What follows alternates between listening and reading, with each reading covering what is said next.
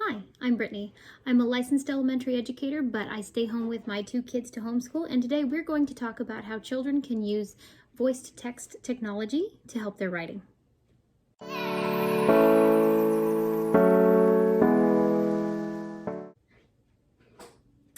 So you might wonder what voice-to-text technology is. It's basically the Star Trek futuristic technology where you speak something and it puts it down on text in the computer. It can actually be fantastic, and I think students are going to be using this more and more as the future comes. If you've read, I don't want our future to sound like 1984, but if you've read 1984, that is one of the main character's jobs is he dictates. And while I don't necessarily want that future for us, dictation can be wonderful. I use dictation. I'm actually a writer. For those who don't know, I write clean fairy tale retellings and other original fantasy and clean contemporary romance. That's actually my main work right now from home. This is my second gig, so to speak. And I have used speech-to-text technology before to help me with my writing. Now, the reason I bring this up is because students can use this stuff. It's becoming more common and more accessible. When it first came out, you had to buy really expensive equipment, and a lot of it didn't work, or software, and a lot of it didn't work. And they are coming out with cheaper versions now that are easier to access. So why would students use this? Well, first of all, it's faster. And as a writer, when I use it, I sometimes have used it because it is technically faster. You can speak a lot faster than you can type.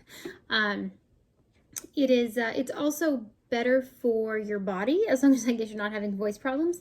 I'm having allergies today, as you can tell probably, but I actually started using it because I was having problems with my wrist. I write a lot. I write books that are usually around 150,000 words, so I write a lot, and I was starting to have issues with my hands and my wrists, and it just hurt. So the reason I bought the particular software that I have is because I wanted to prevent injuries to my wrists. I don't use it all the time. It takes training, but it can be a great way if your children, if you want to prevent wrist injury, if they're going to be writing a lot and you want to help prevent that, whatever your family needs, it can be a great way to help. It can also be a fantastic way to jot down ideas. I brainstorm a lot before I write a book, just the way your student might brainstorm before writing a paper, or before, even coming up with the idea for a paper. And what I will do sometimes is I will sit down, and instead of dictating the actual book, I will sit down, and I can even take my phone with Siri, and I can open the notes, the notepad app in the iPhone. I'll open that up, and I will just start talking. And yes, it will come out sounding, it'll look strange on there, and it probably will not make a whole lot of sense to anyone else, but it can be a great way for me just to get I call it brain vomit, out of my head and onto the paper.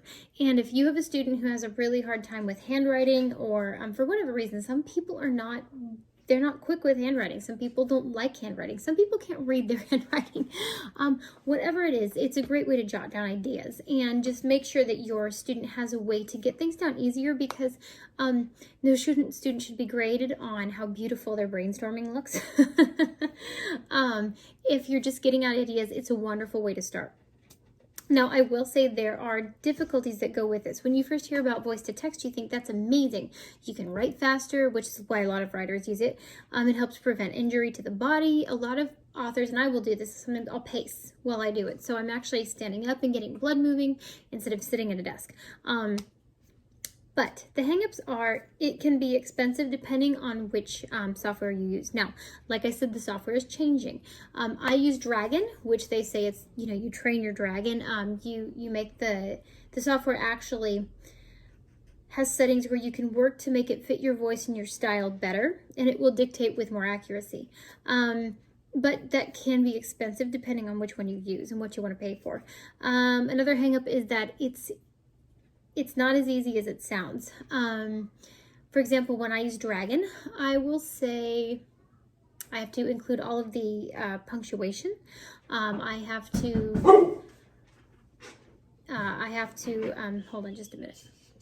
Sorry, UPS was here. So when I and it's hard to get your brain wrapped around how to put prose onto the screen. So it's one thing to sit there and spout ideas. Okay, there's a girl and she's a princess, but she doesn't know it. And, she has a magical power. It could be, that she knows what's in a book before she reads it. I don't know. I'm coming up with stupid things. But just as an example, it's one thing to sit there and just spout out ideas that you can organize later. It's another to come up with prose. So if I was beginning a chapter, it would sound something more like this.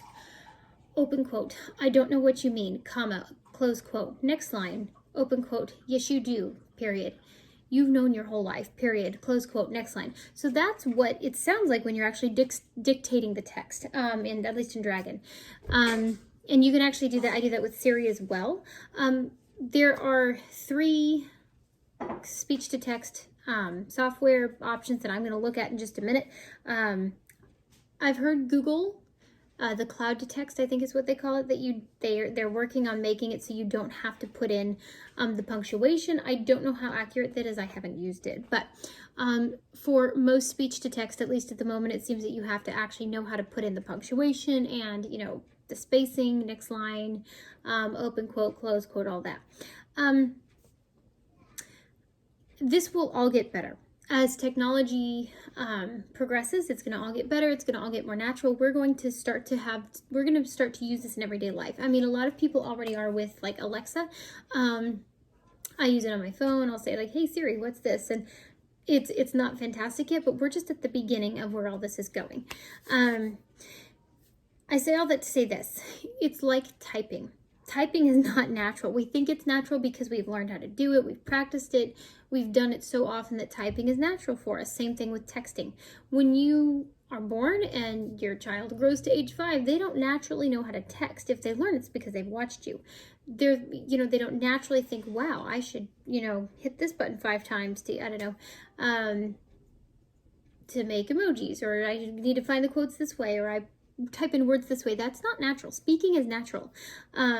So you have to learn how to train your brain. If you're going to be writing stuff with prose, or if you're going to be writing papers, you need to learn to train your brain to actually put the words on the page the way they're supposed to be. And that just takes time. It takes time and practice, just like typing. So you can do it. It's very possible. There are people who will write 5,000 words an hour through voice to text, and they've trained themselves. They're just very good at it. Another hang up is that there are more typos. You have to go through and fix things a lot more afterwards because, especially when you write fantasy like me, you have weird names, word kingdom names, things that just don't always make sense, and the computer will jumble it. There are supposed to be ways to, again, to train your dragon, and that's what they call it if you're using Dragon. I will say this, if you're using a Mac, don't, I really, really would recommend trying the PC version of Dragon, if you can get access to a PC for that. They also have a phone version that you can pay for with a subscription. But anyways, the Mac version it leaves much to be desired. I know because I bought it. And then I found out after, apparently it's the buggiest one of them all. But yeah, and that's okay though. If you are stuck between I have a wrist injury or your child, you're afraid they're going to get a wrist injury and they need to write, long papers, they need to get lots of ideas down, it's really not a bad alternative. They have, you can stick it into like Grammarly and have it check it for you to get some of the worst ones out. Grammarly is free when you sign up for it. They do have a paid version, which I use as well, but you can get a free version for your student. You can also download it to your phone or your computer, so it will check it. So yeah, those are the main hangups. The other thing, again, would be the price, depending on which software you buy. Options. So there's Dragon, which is what I use. Hold on, kiddo. Wait till I'm done. Dragon is what I use for my actual writing. If I'm just throwing down ideas, I use Siri on my phone, to be honest. Like I said, Google. It's called, I think, Cloud to Text. I have helper here. Cloud to Text. That I haven't used that, but it is an option, and it's free from 0 to 60 minutes at a time. If you want to do longer than that, you have to pay. but it is an option. So what I would recommend if you're not sure if voice to text would work for you is start with the free stuff. Start with the apps on your phone. Start to just have your child, if you have a student, you know, who wants to try this, have them start to just talk out loud, record ideas, and then they can take that text and put it on a computer and organize it, or take it and, you know, if they, you know, somebody can help them. It depends on, I guess, the age and abilities of your student, but you can always organize it later. But it's a great way to start.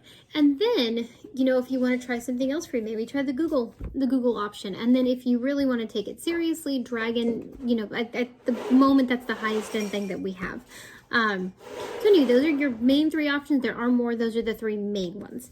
Hardware and software. So again, if you go with Dragon, there is hardware. They will send you, I think you might be able to download it now. Before, you had to get an actual CD, which stinks because you had to wait for them to mail it to you. So you have to actually download it. I need a microphone of sorts. Now, I'm currently using my AirPod. That is not what I would recommend for if you're doing if you're doing this seriously. Ma'am, I'm working. Please go do your own stuff. I have, and I'll put the link on my blog. I actually have a headset that I use with a microphone that comes down by my mouth. I'll put the link for that in my blog. It's one of the cheaper ones, but it does a pretty good job. Some people use like the Snowball. Those are pretty expensive. Those are around $100. They keep going up. Most wireless versions like this don't do a great job if you want like the Dragon type stuff where you want to train it. If you're just doing ideas, if you just want them to learn to sort things, you know, things like this can do just fine. So yeah, it is. My last point is how to start.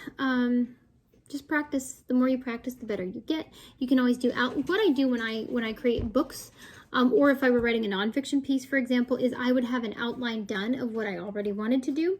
So I would want to have, you know, a list of this happens and this happens and this happens, or point A, point B, point C with little points in between, so I know where I'm going.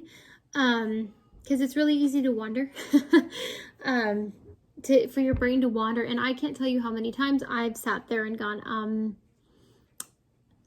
and I'll literally sit there in my head, because when you're typing, you have a little more time for your brain to plan ahead so that you keep typing. When you are talking out loud, and I say this sentence, you know, open quote, I really don't understand, period, close quote. It's done. I haven't had any time to think ahead the way I would when I'm typing. So I would just start with bits and pieces. With Dragon, it's okay. It'll just kind of go to sleep if you wait too long, but it won't like penalize you for waiting. So just practice, just keep trying. And again, it's not something you have to do with your kids, but I think it is something that would be good for them to learn, because this is the way we're going to be doing a lot more in the future. It's, like I said, it's physically better for you because you can have better posture, you can stand up, you can walk, you can do whatever while you're doing it. I know a lot of people, well, there's also transcription, where you will record something and then you will send it to a company and they will turn it into text and send it back to you. I know a lot of writers will actually like take walks and they'll record stuff and look like crazy people when they're walking, and then they get back and they will send the recording in to have it transcripted. So anyway, those are just great ways to start. If you have any questions, please leave them on my YouTube channel. You can also ask on my blog. That's brittanyperl.com, P-E-R-L. You can also email me at brittany.perl.teach@gmail.com. Go ahead and like this video and subscribe to make sure you get better updates in the future. I haven't done a whole lot of videos for older students like this, but I'm hoping that it will help you. Whether you're homeschooled or whether you go to regular school, or your child attends a traditional school, this is the kind of technology that we're moving towards. So it's good to be at least familiar with what it is. And again, it can be really helpful. It can be really helpful if, you know, your child is dealing with an injury of some sort, or, you know, you want to prevent injury. So yeah, that's pretty much it. Like I said, please ask me questions. And I hope you have a great day. All right, bye-bye.